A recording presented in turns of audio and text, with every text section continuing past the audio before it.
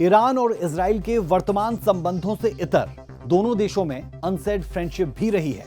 1948 में जब इजराइल बना तब भले ही ईरान ने उसे मान्यता नहीं दी, लेकिन 1950 के दशक से ईरान और इजराइल में दुश्मनी भी नहीं रही। ईरान ने 1950 में इजराइल को अवैध रूप से लेकिन व्यवहारिक रूप से मान्यता दी। उस समय ईरान में शाह मोहम्मद रजा पहलवी की सत्ता हुआ करती थी, जो पश्चिमी देशों विशेषकर अमेरिका के बहुत करीबी माने जाते थे। अमेरिका की तरह ही शाह का झुकाव भी इजराइल की ओर था। इसी दौर में ईरान और इजराइल के बीच तेल और सैन्य समझौते हुए। इजराइल की खुफिया एजेंसी मोसाद और ईरान की सावाक ने 1960 से 1970 के दशक में मिलकर कई ऑपरेशंस किए। इजराइल को ईरान से तेल की आपूर्ति होती थी और बदले में इजराइल ईरान को कृषि, सैन्य और तकनीकी सहायता देता था। ईरान और इजराइल दोनों ही उस समय अरब राष्ट्रों से घिरे हुए थे, जो उन्हें शत्रु मानते थे। इसीलिए रणनीतिक रूप से दोनों एक दूसरे के सहयोगी बने रहे। लेकिन 1979 की ईरानी इस्लामिक क्रांति ने इन रिश्तों को बदल कर रख दिया। 1979 में ईरान ने इस्लामिक क्रांति हुई और शाह की सत्ता चली गई।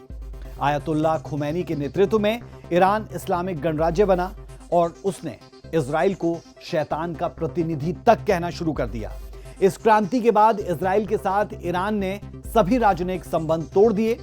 इजराइल की निंदा ईरान की आधिकारिक नीति बन गई। ईरान ने फिलिस्तीन को खुला समर्थन देना भी शुरू किया।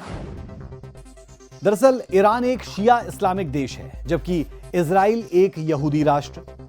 ईरान की नजर में इजराइल न सिर्फ एक राजनीतिक दुश्मन है, बल्कि एक ऐसा देश भी है जिसे वो अपने धर्म के खिलाफ मानता है। पिछले कई सालों से ईरान गाजा में हमास, लेबनान में हिजबुल्लाह और यमन में हूती विद्रोहियों को समर्थन देता रहा है।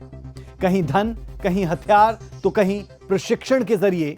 और एक खास बात यह भी कि ये सभी संगठन इजराइल के विरोधी माने जाते हैं। जब से इजराइल आज़ाद हुआ है, ईरान इजराइल के वजूद को एक्सेप्ट नहीं करता। वो साफ तौर पे कहता है कि ये हमारी धरती थी, पैलेस्टीनियंस की धरती थी, जिसके ऊपर इजराइल का कब्जा हुआ है। और इजराइल जो है शुरू से ही एक किस्म से नाजायज़ कार्रवाई कर रहा है पैलेस्टीनियंस के खिलाफ में। अगर दो स्टेट पॉलिसी हो गई होती, और वो साफ तौर पे ईरान कहता है कि जहाँ तक उनका ताल्लुक है, वो यहूदीज़ को समुद्र में फेंक देना चाहते हैं और उनको कम्प्लीटली एनाइलेट करना चाहते हैं। और जहाँ तक इजराइल का ताल्लुक है, इजराइल कहता है कि सबसे बड़ा जो एग्जिस्टेंशियल खतरा है वो ईरान की तरफ से। ईरान ने प्रॉक्सीज खड़े किए, हमास को, हौथीज़ को, हिजबुल्लाह को, और चार तरफों से घेरने की कोशिश की। इसलिए ईरान जो है वो साफ तौर पे कहता है कि उसका सबसे बड़ा दुश्मन जो है इजराइल है, और इजराइल कहता है सबसे बड़ा दुश्मन जो है वो ईरान है। इजराइल भी आतंकवाद से त्रस्त है और ईरान उसको आतंकवाद को सपोर्ट करता है। हूती, हमास जो दो आतंकवादी संगठन है, इसका मेन आका ईरान है।